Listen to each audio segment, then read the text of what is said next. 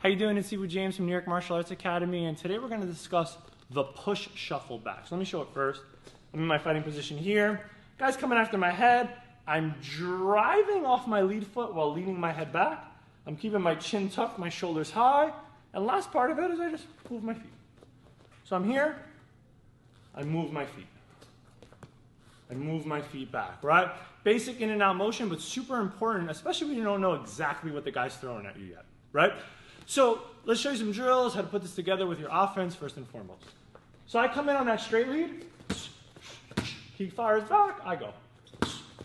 And I'm just firing right back with my own straight lead. One more. Just like that. Now in the second one, he's going to step in a little bit deeper on his punch, and I'm going to fire back with my cross hook. Just like that. Just like that. One more.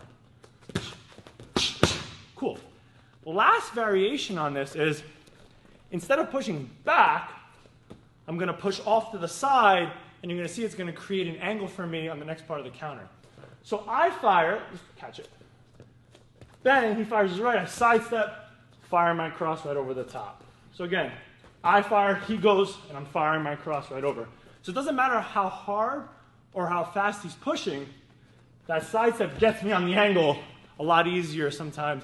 It's actually easier to go to the side many times than it is going straight back. But you have to learn straight back first, get the fundamentals, build up to the sidestep. Thank you so much. Subscribe to the channel for more videos just like this.